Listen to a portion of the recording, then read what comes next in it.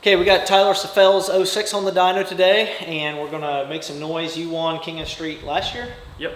And this got a enforcer motor and a big compound setup and what, two 14 mil extra GCP3s? Two 14 mils, yep.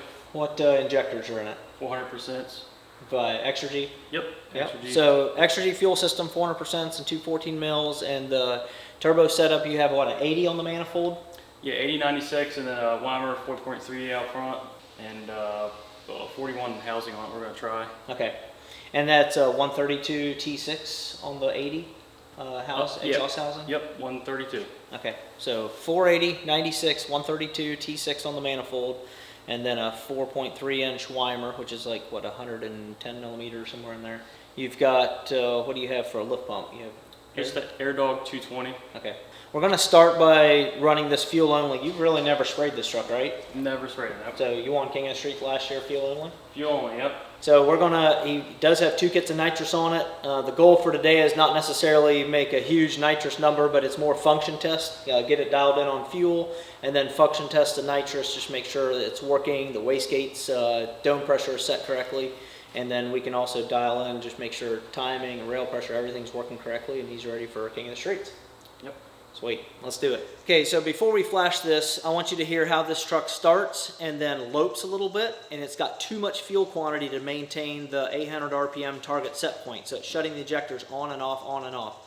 Go ahead and fire it up, Tyler. Okay,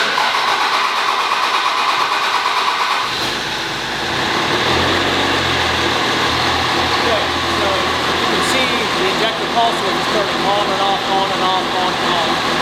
And idle rail pressure is like 11,000 psi. So you want to bring that down to like 7,500 psi idle rail pressure, and it should smooth right out.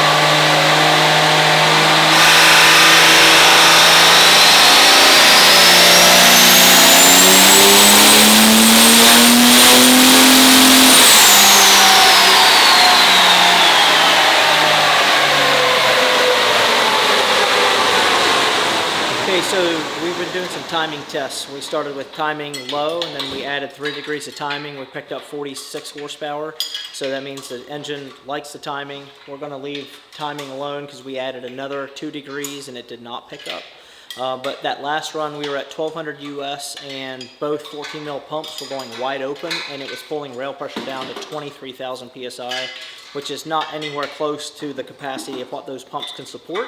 So we pulled number 1 injection line and ran the torque wrench on it, and it turned almost a half a turn. So we're going to pull the rail off and retorque the feed tubes and run that back. We've got to make sure we have good rail pressure before we can turn the fuel up.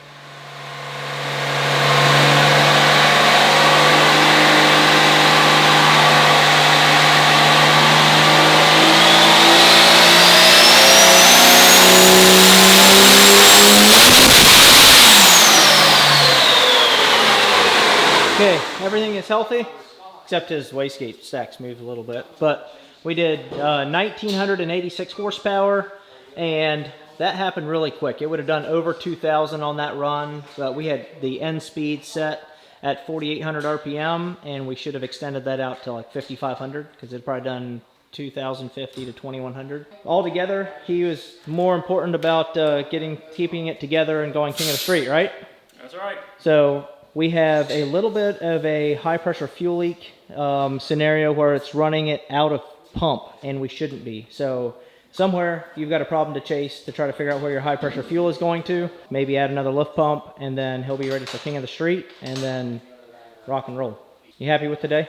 I'm ecstatic. Sweet. Well, good luck. And Travis Peden and the blown up LML is no longer on the list. And this will put Tyler Saffell at number 4. Put Lewis Carter to number 5. There you go.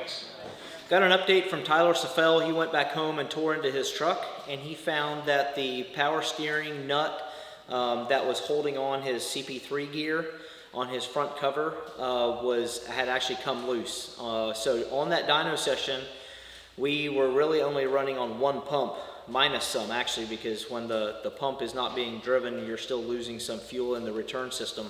So altogether, that dyno session was a single pump dyno session. He's got that fixed now, so now he should be ready to turn it up and make some more horsepower fuel only. So we look forward to, I think after King of the Street, he's going to come back and put on the dyno and see what we can squeeze out of his setup fuel only now that we have 2 CP3s actually pumping fuel.